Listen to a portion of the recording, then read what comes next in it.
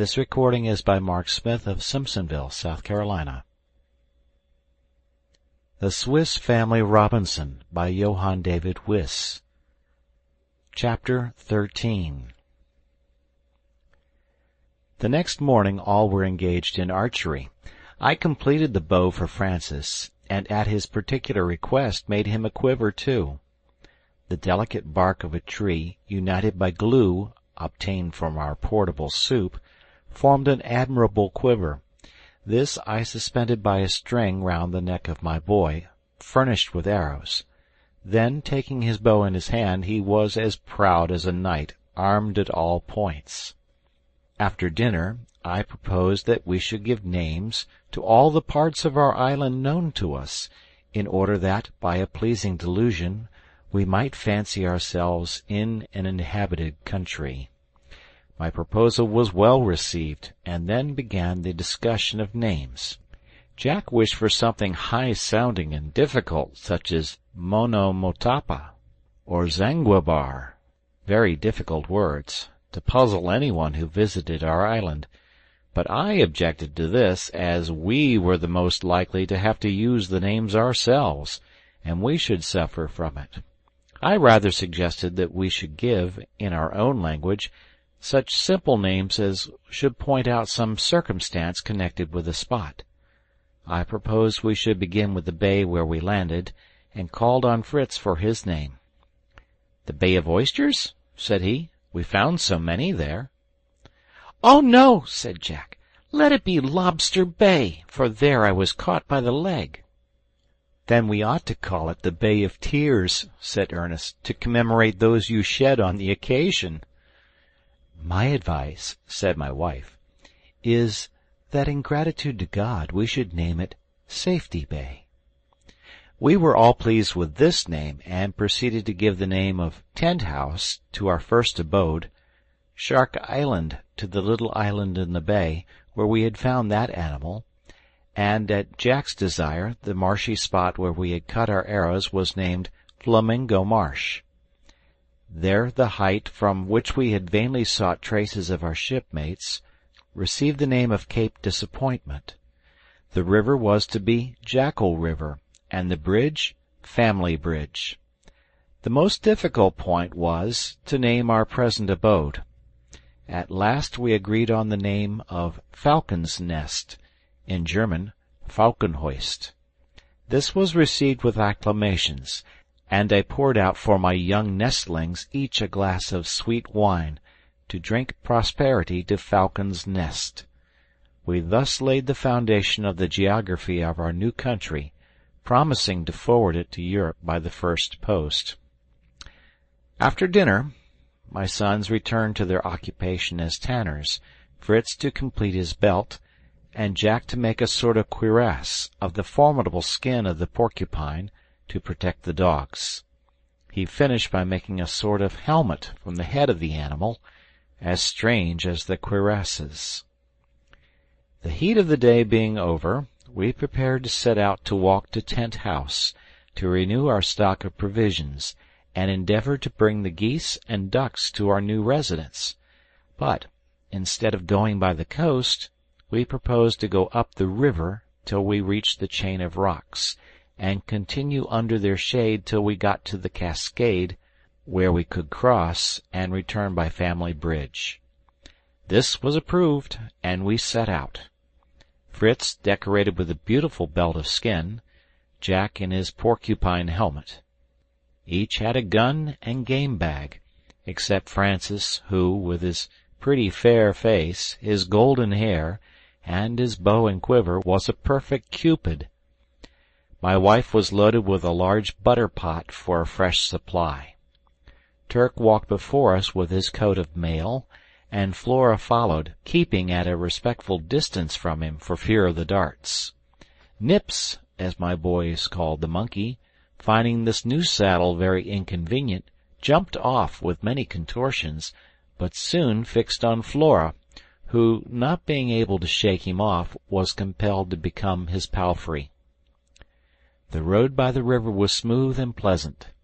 When we reached the end of the wood, the country seemed more open, and now the boys, who had been rambling about, came running up out of breath. Ernest was holding a plant with leaves and flowers and green apples hanging on it. "Potatoes!" said he. "I am certain they are potatoes." "God be praised," said I. "This precious plant will secure provision for a colony." "Well," said Jack, "if his superior knowledge discover them, I will be the first to dig them up." And he set to work so ardently that we soon had a bag of fine ripe potatoes, which we carried on to Tent House. End of chapter. Chapter 14.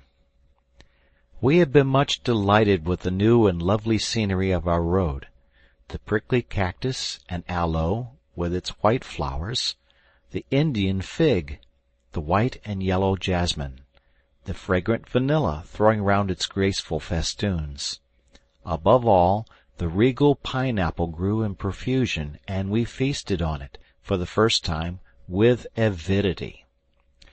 Among the prickly stalks of the cactus and aloes I perceived a plant with large pointed leaves, which I knew to be the karata. I pointed out to the boys its beautiful red flowers. The leaves are an excellent application to wounds, and thread is made from the filaments, and the pith of the stem is used by the savage tribes for tinder. When I showed the boys by experiment the use of the pith, they thought the tinder tree would be almost as useful as the potatoes. "At all events," I said, "it will be more useful than the pineapples. Your mother will be thankful for thread when her enchanted bag is exhausted."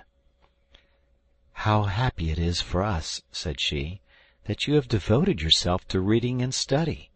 In our ignorance we might have passed this treasure without suspecting its value." Fritz inquired of what use in the world all the rest of these prickly plants could be, which wounded every one that came near. "All these have their use, Fritz," said I. "Some contain juices and gums, which are daily made use of in medicine. Others are useful in the arts or in manufactures. The Indian fig, for instance, is a most interesting tree. It grows in the most arid soil. The fruit is said to be sweet and wholesome." In a moment my little active Jack was climbing the rocks to gather some of these figs, but he had not remarked that they were covered with thousands of slender thorns, finer than the finest needles, which terribly wounded his fingers. He returned, weeping bitterly and dancing with pain. Having rallied him a little for his greediness, I extracted the thorns, and then showed him how to open the fruit, by first cutting off the pointed end, as it lay on the ground.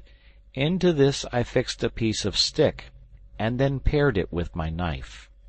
The novelty of the expedient recommended it, and they were soon all engaged eating the fruit, which they declared was very good.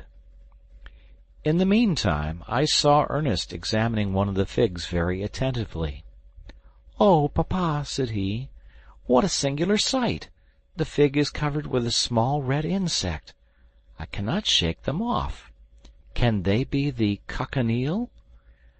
I recognized at once the precious insect, of which I explained to my sons the nature and use.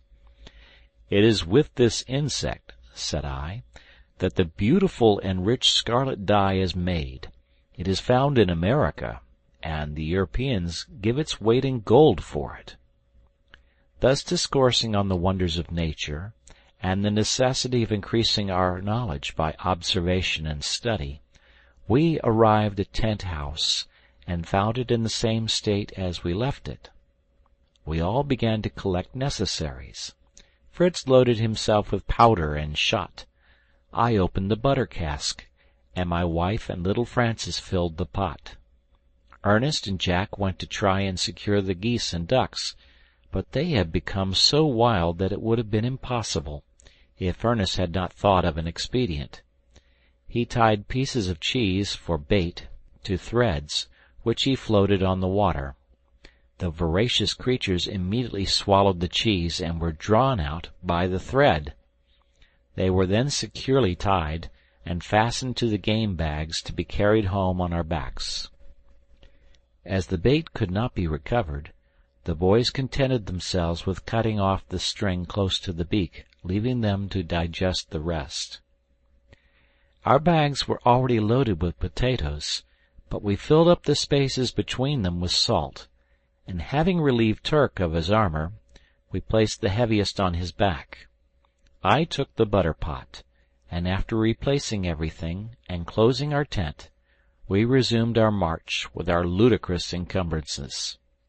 The geese and ducks were very noisy in their adieu to their old marsh, the dogs barked, and we all laughed so excessively that we forgot our burdens till we sat down again under our tree. My wife soon had her pot of potatoes on the fire.